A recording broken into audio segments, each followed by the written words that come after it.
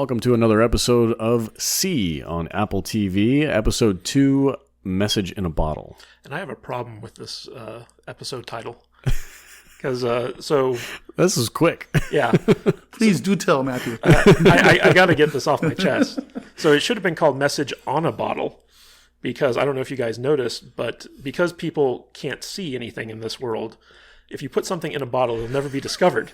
So they use their tied rope messages and they tie it around the neck of the bottle on the outside and then, put it in the stream and hope somebody finds it and reads the rope. So the message isn't in the bottle. There's actually like a lot of sand and stuff in that bottle. It's on the bottle. Oh, wow. I actually have a problem with there being a bottle at all. Yeah. You did some research. I did a little bit of Share it. research, and I don't know how true it is, Share it with the fans. but I just Googled how long does it take for a water bottle to disintegrate, and it's right about 450 years. Yeah. To And my we understanding. discovered in the season finale of this show, because we Whoa, didn't... whoa, whoa, whoa, this is Well, episode this 2. isn't a big deal. No. This isn't a big We deal. have to establish this because we didn't know this last episode. That 500 years has passed Yeah. since the initial virus wiped out humanity. There should be no plastic bottles, Right. And if there are, they're like heavily decomposed. Yeah. But there should be a lot of glass bottles around because glass doesn't decompose. So just they breaks. should all be It just drinking, breaks. using wine bottles and stuff like that. But the thing is like, okay, so I'm going to jump a little bit ahead here. So I want to talk about the bear fight. well, hold on. I got to touch on this. So Gerther Bax, I guess Who? Judas. The betrayer, the guy Oh, the guy who turned You actually bothered to look his name up? Yeah. So Okay, that's pretty good. Hey, at least it's not like Garber Baby or whatever other made-up name he used last podcast. so Berther Bax, he Berther Bax. whatever his name is, the Baxter. So he like the title of this episode is derived from his desire to throw a bottle into the river with a message on it telling the Witchfinder General where their location is every day for 12 years. And he even tells his lover / aunt that he's going to do it 2 to 3 times a day.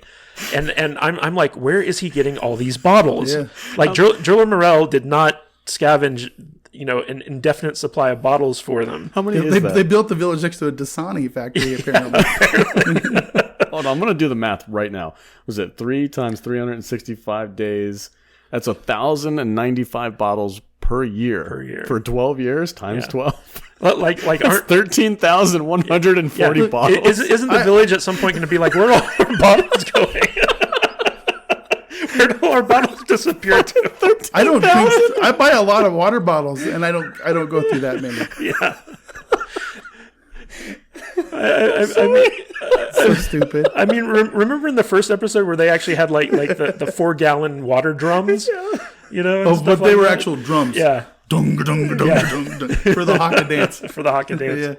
Yeah. Anyway. But I mean, like, where did all the bottles go? 13,000 bottles over the course of 12 years, There's somebody down the other end of the river. and it took 12 years for them to find one. I mean, like, how ridiculous is this? Somebody down at the other end of the river is scoring some bottles. Yeah, Man. they're like, It's like, all right, more bottles. They just magically appear. Bottle River. They just start using them. I didn't. It's pretty thin. It's almost decomposed. I didn't really think about how ridiculous this was until I just did the math. Fucking crying. This is how good the show is, people. Was there a giant pile of water bottles in the field when they walked into the plane of shit? You'd think there'd be like a dam of water bottles, like the river would be backing up. Because The whole message about this show is like the humans that could see polluted the earth until it was dead. Now this guy's just throwing plastic in plastic bottles into the river. 13,000 of them.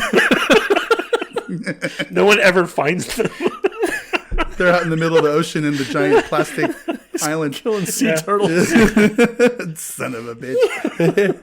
This episode starts with a bear fight. Yeah, Jason Momoa. I'd say probably the 5th best bear fight I've ever seen on television. So we were trying to figure out last night. I'm sorry that you weren't there. You were working last night. had huh? to work. Yeah, it's a bummer. We went to the bar and we were talking discussing about our top 10 bear fights. Yeah, so There's 10. I couldn't think of that many. Think of that many. I remember there was like, Wasn't there one? Didn't Papa Ingalls get whacked by one on Little House on the Prairie or something? Possibly. there was an episode, or not an episode, a movie with Anthony Hopkins and Alec Baldwin. The Edge. where they fought a bear. So there's that bear fight. There's that bear fight. The one from The Revenant where Leonardo with Leonardo DiCaprio versus the bear.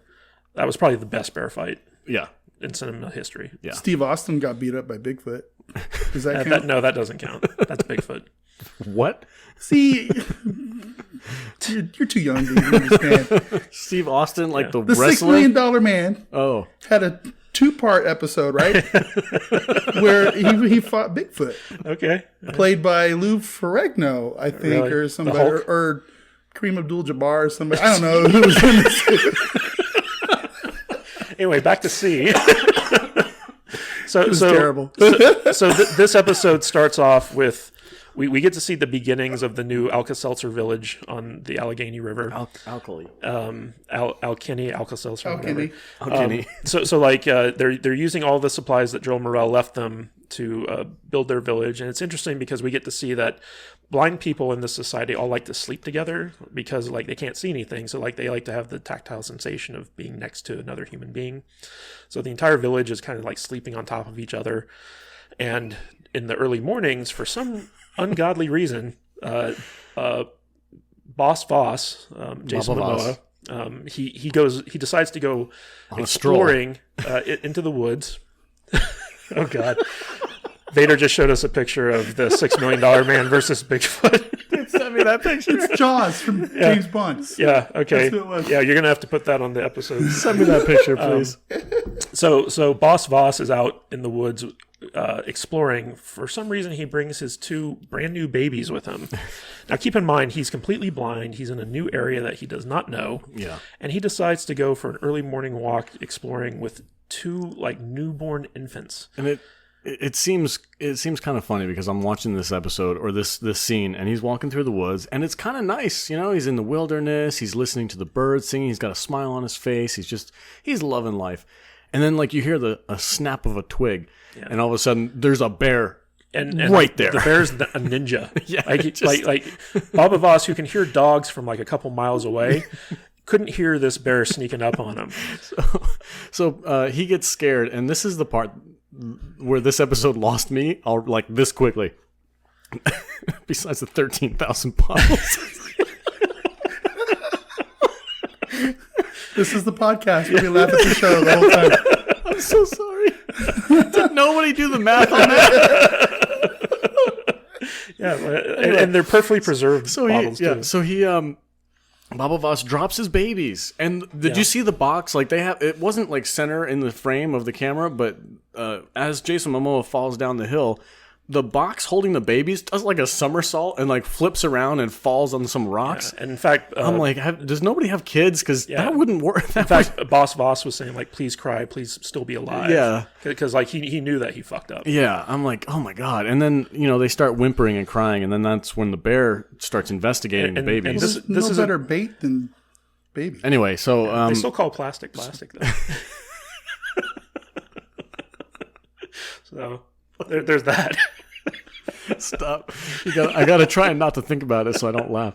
Okay, so I watched this fight scene 3 times to really get a handle on what was going on, because we're very, very critical of this show, and it's very easy to make fun of things, but I wanted to make sure that I give this fight a fair chance, because despite the ridiculousness of the idea of some of the shows they brought a bear on set, and it was filmed, and somebody was fighting that bear. It probably wasn't Jason Momoa, but there was a couple shots where it was obviously a guy in a yes, suit. very obviously there was a couple close-up shots where they had to get too close, so they obviously couldn't do that with a real bear. But for the most part, they did have an actual bear on set, and I want to thank them for making that effort. At least they did that. They brought this bear on there, which I thought was pretty cool. Jason Momoa does not shy away from this bear. He he freaking goes. gets up in its face and starts stabbing it. Yeah, and he stabs it 1,000 times. And this is one-shot Voss that we're talking He about. didn't have here. his one shot, his axe with him though. He only had. Oh, he did have it with him, did he? Yeah. What sucks is like they end the fight right before he's about to one-shot this thing, because he grabs his axe sword device. Yeah. And he's like, oh, come at me, and then like all of a sudden an arrow gets shot out of nowhere and kills the bear, and it goes right by Baba Voss's head. And kills the bear, and you hear this, and the bear dies. And when I was like Chewbacca, yeah, and the first time I watched this episode, I was like, how are blind people shooting bows and arrows? What's going on here? But then plot twist, Joel Morel himself shows up, and he was the one who had shot the bow and arrow. Yeah. And he can see. So yeah, it was definitely an interesting fight. It could have been done better, but I actually didn't hate it as much as you might think. But the whole setup for it was so contrived because there was no reason for him to bring those kids out to get him out him. there with both kids. Yeah, and it was just so Joel Morel could meet the kids. Yeah. And it's Joel Morel who names the children. And I'd be like, dude, you don't get to name these kids. You're leaving them with me. But what I thought was really funny too is he's like, Jason was rightly like, are you gonna worried? Are you gonna take them away from me? And I thought that was a nice scene. Like I know Jason Momoa doesn't get a lot of credit for his acting skills, but for that little moment, I was like, oh, he actually cares. That was kind of cool. And his response was, no, I'm a fugitive. They wouldn't be safe with me. And I'm like, but isn't he a fugitive too? The entire Alkeny tribe is a fugitive. So what difference does it make? But also Joel Morel, in addition to building that rope bridge that saved them, and in addition to leaving the wind chimes with like the rope directions, and in addition to scavenging 1,000 tires and water bottles, at least 13,000 water bottles. And lumber and all this stuff, he's been going around killing all the bears in the valley to keep the Alka-Seltzer tribe safe. Yes. And so like Joel Morel is just like the greatest Gary Stu in the history of television. Like this guy is just he's a wizard. He can do anything. Yep. And he can even see stuff that other people can't see. But like he shows up and he's wearing a Burlington coat from the Burlington Coat Factory, with a bow and arrow, and he's hidden a cache of books at the waterfall, and he tells Baba Voss, when the children come of age, when they're 12 years summers. old, give them this chest. And Baba Voss is like, what's in the chest? And Carl Malone's like, knowledge. I'm sorry, Joel Morel. I call Joel Morel Carl Malone. But in addition to that, he also names the children Hakuna Matata. Yes. Or, I'm sorry, Hanawa and Kofun. Hakuna Matata. Yeah.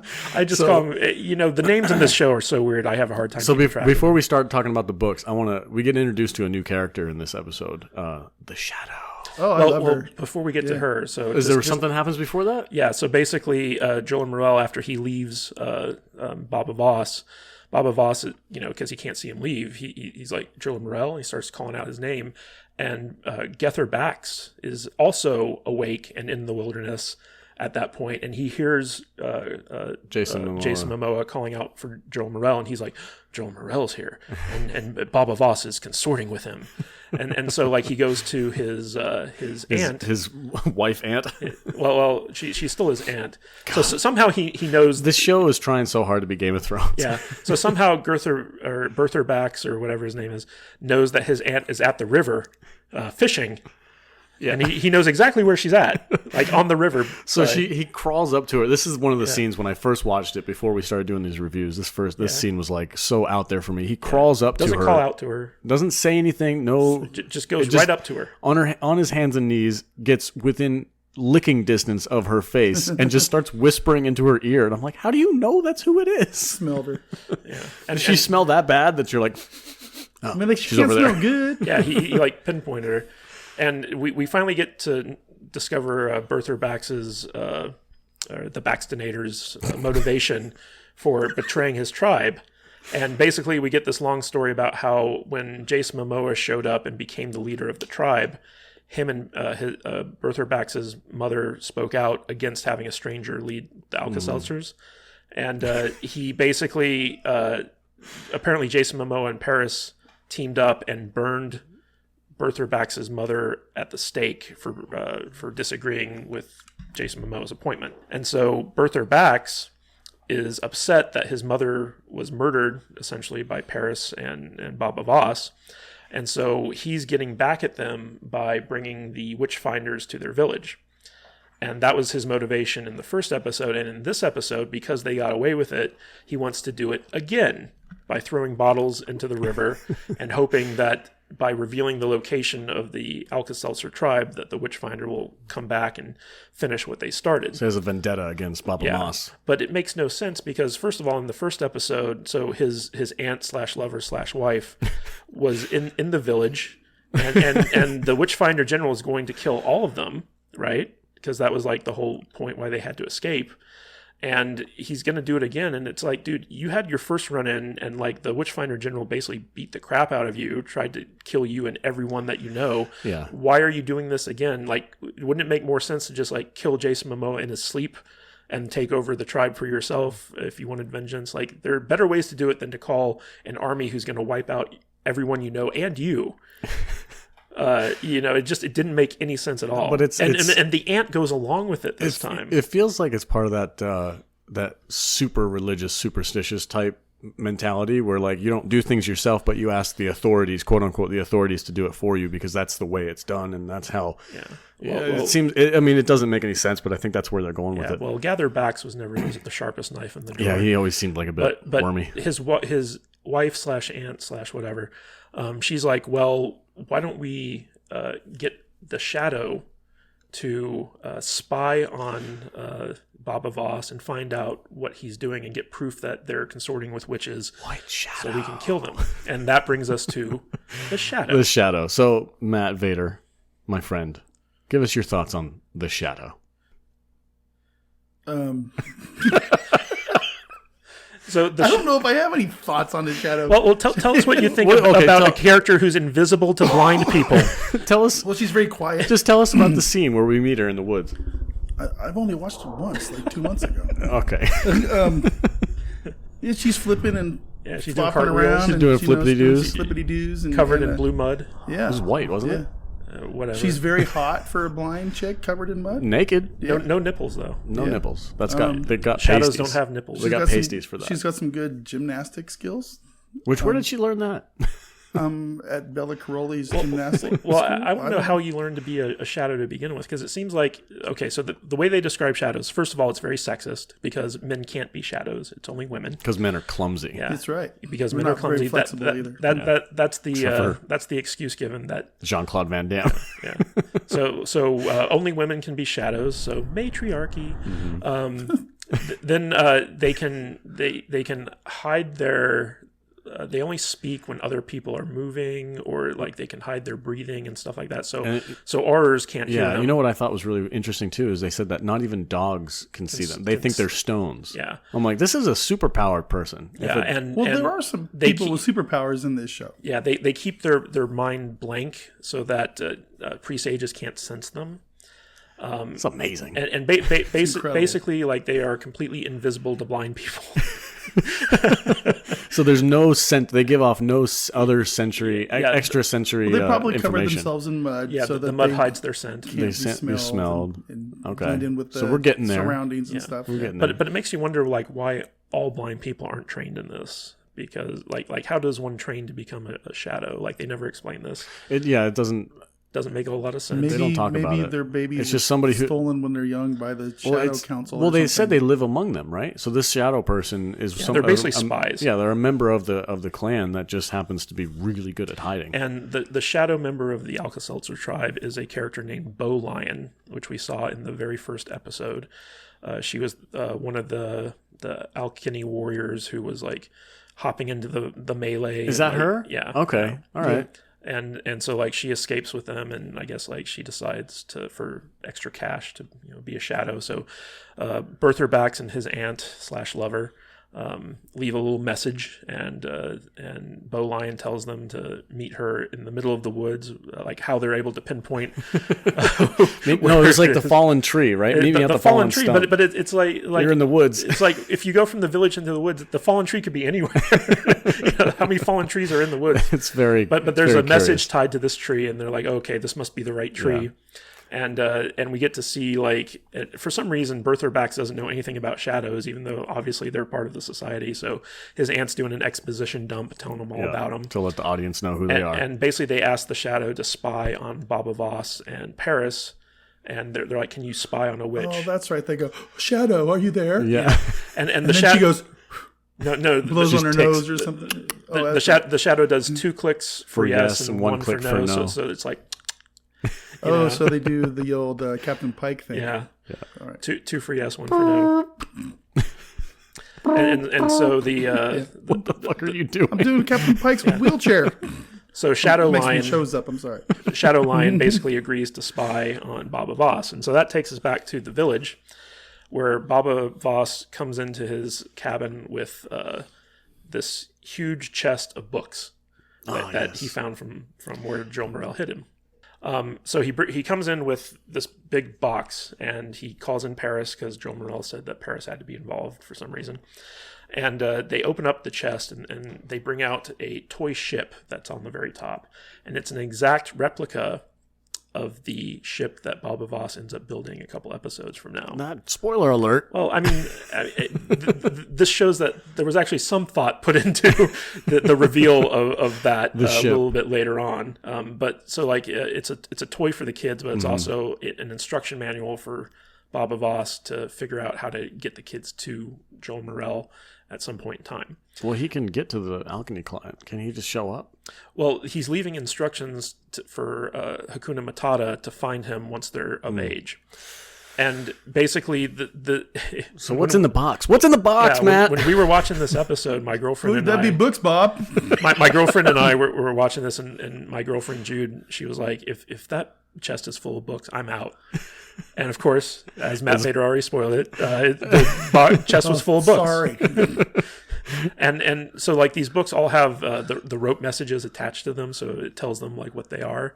But at first, Mothra and Baba Voss are picking these things up and smelling them and tasting them. Like, what the heck are these things? Oh, it's like, how can you learn something from bark? Yeah, from tree bark. And I'm like, how do you know it's tree bark? It's nothing like tree bark. These must know it's from These books paper. would have been decomposed. Yeah, a long time ago. keep in mind, this is 500 500 years. Okay, like these books, Lord knows where they were. This dead, stinky, They were in a dank, wet waterfall, hole. right? For a long time. Well, no, they weren't. Well, that's where he put them. Yeah, he put them in a chest that he hid near a waterfall. Yeah. But the fact of the matter is, like, these are paper books. It's 500 years after the fall of humanity. These books would be dust by now. You know what I thought was, even, besides that, what I thought was pretty interesting was they had like the basics on the top, the ABCs for these kids to learn, and that's when one of the comments that they said was like, don't move these books, they're in a certain order, leave them the way they are. And then immediately they just start ramshacking the freaking box and taking them all out. And Paris has like this big long speech about her grandmother's about the grandmother. books. Yeah. Like she somehow knows what books are. Yeah. Well, she's like a sage, like a wise person. Well, she's so. a witch. But basically, she tells the story about how like all the books were burned and stuff like that, and they passed into legend. And, Which why would they burn books Can't read them anyway. if you can't read them anyway? I don't know.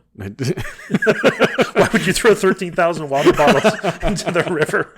Yeah. Nothing in this world makes sense. Okay, It's like it's heresy to be able to see, but nobody can see. seeing is heresy. But you're going to burn the books in case somebody can see to read them? It doesn't make any sense. But anyway, Shadow Lion is in the hut, unbeknownst to everyone, and she's listening in on them talking about the books and how they're going to hide the fact that the children can see.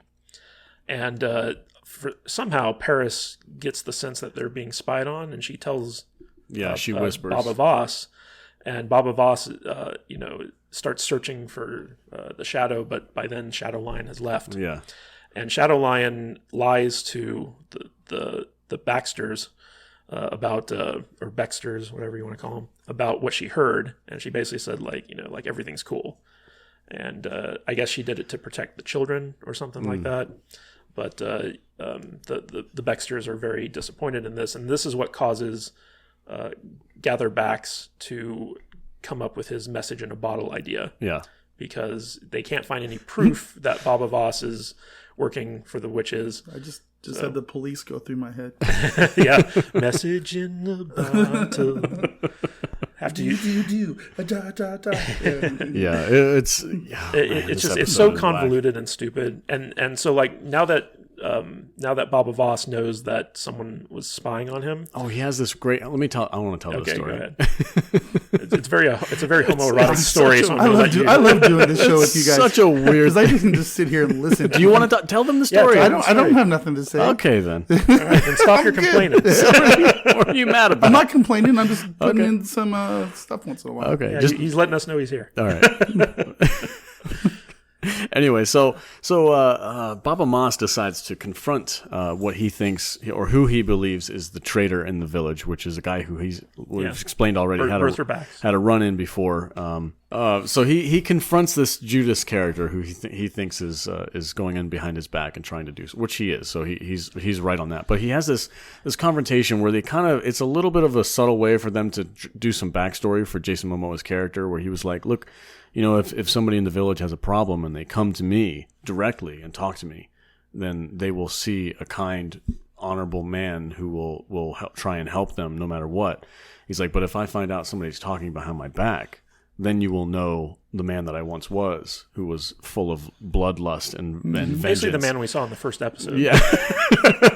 And he's like, and then the weirdest thing happens. It's a very homoerotic scene. He gets so close to his face as he's talking to him, and he licks a wound, right? It's a cut that he has on his face or something? No. So like there's a cut on his hand. On his hand, that's right. And he licks the guy's hand. And he as a threat. Well, he said, like, I used to be a man who had a thirst for blood. And so he literally licks this guy's open wound and tastes his blood. And he's, like, really close talking him. And, like, the whole scene is very homoerotic. It's so weird. It's very bizarre, and gross to a certain extent. Yeah, so that was, and that's how they left it. That was Jason Momoa's, like... So basically he threatened him, like, you better watch yourself. Yeah. I know about you, pal. Yeah. Yeah. Which, I mean, in itself... I'm missing some water bottles out of my I know you took my water bottles. I'm coming after you. That's why you're here. Those comments right there. Yeah. That's freaking gold. Oh, God, my cheeks hurt. All right, so we have this scene where Jason Momoa and Bertha Bax, have their little confrontation. And Jason Momoa in this scene is wearing like a pure white, color-coordinated outfit. And this is a theme that kind of runs throughout this series where people are wearing colors for some reason. And have like fashion stuff. Like, for instance, Mothra has this like weird feather head, like ear thing that she wears for, I guess, 9 years. But in order to really appreciate the fashion in this episode, we should probably go to the expert on it. Alex, why don't you tell everyone we have who the expert is? We kind of dropped her in the last episode. We didn't know that we were going to be able to have her on, but luckily we were. So I dropped her in the last episode as Juju talked to us about the fashion from 520 years from now. Mm-hmm. So let's hear what Jude has to say. Juju here, using all 4 senses to bring you the report on fashion. Chet. Baba Voss is back and in full dad mode, using a picnic basket full of babies to accent his vintage Baja casual pullover. And pull it over he does later, slipping into something a little more comfortable called Magra. We sense the scars on his shredded back, and we think to myself, I bet he could bench press me with one hand and drink a beer with the other while fighting a bear. For Operation Treasure Hunt, he chucks his usual modest tribe wear and gets really into the theme of the event with a leather pirate vest and a peg leg. And later he mixes it up with a variety of fur and wool pashminas for every occasion. Overall, this is a really great episode for Baba Voss. He's showing that not only is he still keeping it right and tight post-baby bod, #NoDadBod here, but that he's king of alchemy and accessorizing. The Burlap twins, Getherbacks, and his aunt, Suiterbacks, have come out officially as a couple by swallowing each other's faces riverside and wearing a matching couple outfit made of an exciting and durable material woven from the pubes of their lovemaking. New character alert. Viewers, meet Shadow. Shadow, viewers. Shadow cartwheels into our hearts wearing a gunmetal gray mud, a braided choker, and no nipples. Do we love Shadow? And on the other side of Payan, Queen Kane lounges on her Austin Powers bed, draped in none other than the most royal of colors for her pre-prayer murder, deftly opening up throats like opening a letter with her custom arm shank implant. And for her formal evening murder ceremony, changes into her golden sunbeam crown and silver blonde wig, no doubt made from the scalp of someone who used to have silver blonde hair. This episode, entitled Message in a Bottle, is all about accessories. The little touches that say, hey, we know it's the apocalypse. And sure, we're all blind, but have you smelled our style? I hear you, Message in a Bottle, and I read you loud and clear. Who needs sight when you can taste these trimmings? In honorable mention this week, I have to give a shout out to Magra, who wore the same feather ear cuff for apparently 9 straight fucking years. And that's the Fashion Report. Back to you, salty nerds. And until next time, Godflame speed. All right, that was Juju. Thank you so much for that drop in your podcast. Thank you, my wonderful girlfriend, for educating us on the fashion of the blind. Of the blind. Yeah, of people who can't see or appreciate it. And Sightus heresy. Sightus heresy. Chet. Chet to you, Matt. Chet. Oh, chet to you too. They say that in this show. Yeah. Chet. No, it's funny if you go on the C subreddit, they're always typing in Chet, like at the beginning of their post. It's like Chet. It's like, okay, yeah. okay, but so we know what everyone's wearing. Yeah. now everybody. Okay, so let's talk about the assassin, or not the assassin, the execution. And there's another masturbating scene in this episode, isn't there? She's not masturbating. Oh, that's right. Yeah. She's getting eaten out. There's a sex scene. It's going down, brother. But before we get to Queen Kane, though, we have to kind of go back to something that's important. So first of all, there's a time jump here of 3 years, okay? And Baba Voss and Mothra and Paris have all decided to hide, number one, the fact that the children can see from the Alka-Seltzer village, and the books. They buried the books, and they're not sure if they're actually going to give them to the kids. And Mothra is very much against this concept of sight. And so she decides to tell her children a story. And it's one of the most tortured metaphors I think I've ever witnessed on TV. And she's telling this story about how the other senses are superior to sight, even though sight thinks that like it's the bomb. It's not, because like the other senses are just as good. And while she's telling this long and stupid and boring story with metaphors that she shouldn't know exist, there's a montage of TikTok to June, the Witchfinder General, roaming around the country, torturing people and hunting for these people, and the kids growing up and witnessing things in the village that no one else is able to witness because they have the power of sight. And it is the most long and arduous and stupid montage I think I've ever seen. Like, there are literally shots of TikTok to June, like, gazing out over rivers and stuff, and it's like, what are you looking at, dude? It's like you're blind. He's feeling the wind. Yeah, I guess. Smelling the wind. So, the wind so all of this kind of leads up to going back to the Payan capital of Kanzua. Is that what it's called? Kanzua Dam, yeah. Yeah. And Queen Kane. And so TikTok to June has sent a message, kind of updating the Queen. Yeah. She receives and by message, we mean like a 3 arms length rope that they somehow attach to a bird. And her servant man or her messenger guy reads it to her. And it's funny because she's like, well, let me read it. And he doesn't understand why. He's like, oh, I just read it to you. She's like, I have very sensitive fingers. So what he says is he gives her the update, which is a very detailed update for a couple knots. And then he says that TikTok to June is requesting that he return home with his army because he feels he's been out in the wilderness long enough. And done his time. And that kind of raises Queen Kane's alarm bells. And so she starts snapping her fingers, is like, let me read this message. And he's like, I already read you the entire message, my queen. And she's like, well, I have sensitive fingers. Let me see, you might have missed something. Okay, so he gives her the message and she starts reading it.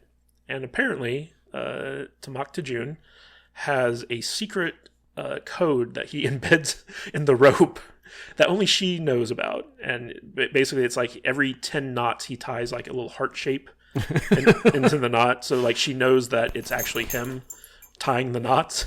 Oh my goodness. And so like the first 2 arms length are from TikTok to June. So you dove way farther into this. Well, she explains it right before she murders this guy.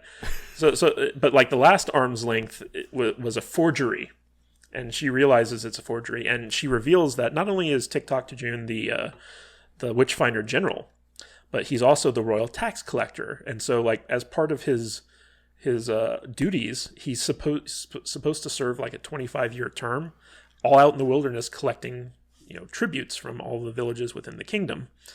And so she's like, so he would never come back early because he's still got this tax collecting job to do.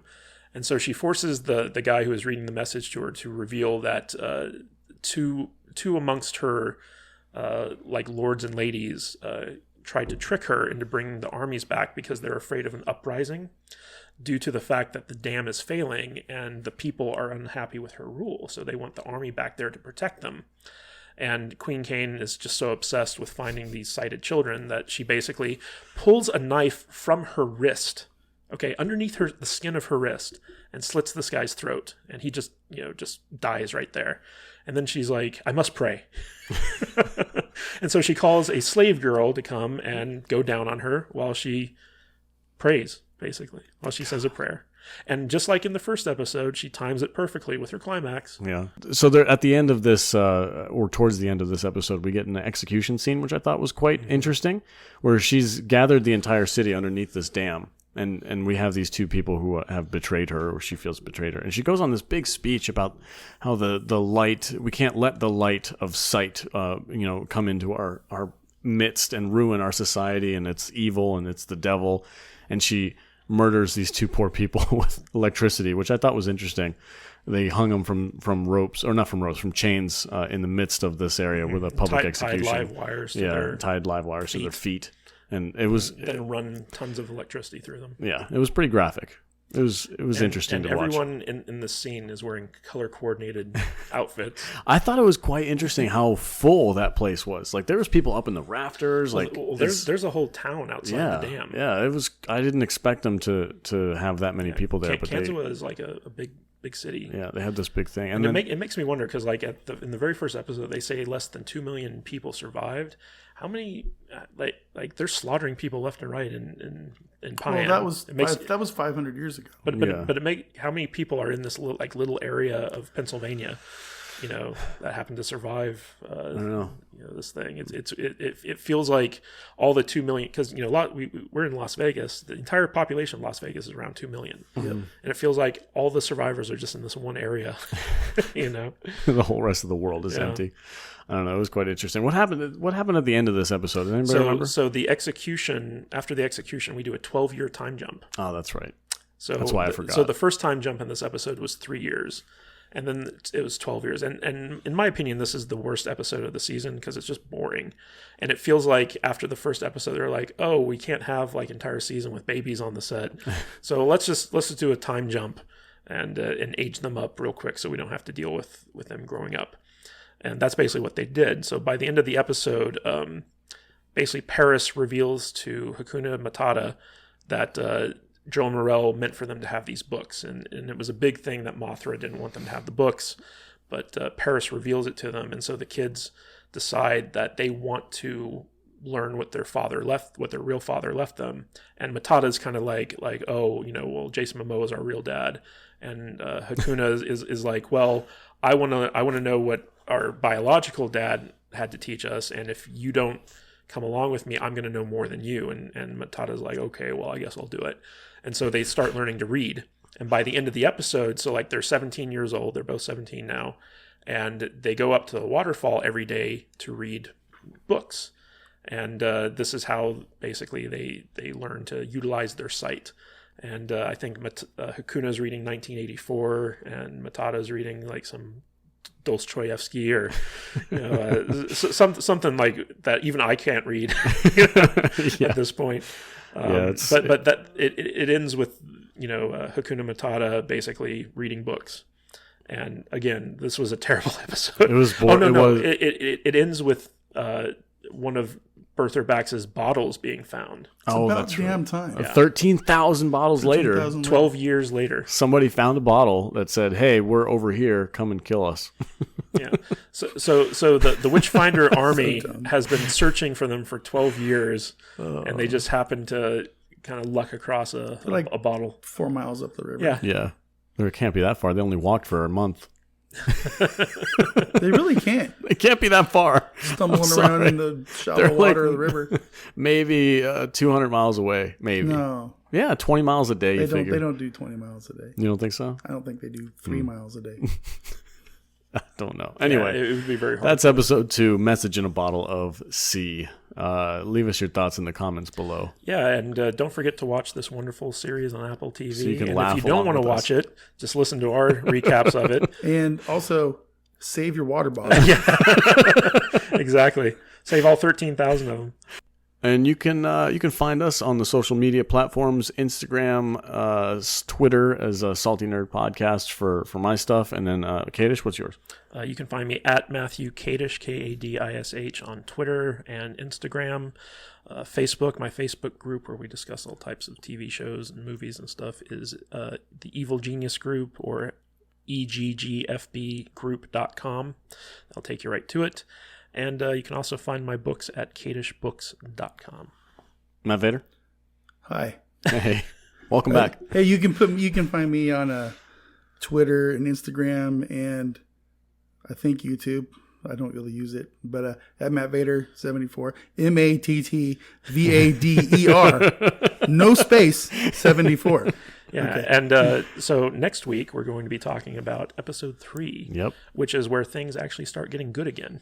They do? Oh yeah, yeah. We do have the best fight scene in the entire series. Oh, that's true. That is actually a really good episode. Well, I might rewatch that We one. look forward to next week. Tune in next week as we cover the episode 3 of C. We get to see Jason Momoa fight like a badass. All right, guys. Thanks for listening, and I hope you guys enjoy the show. See you.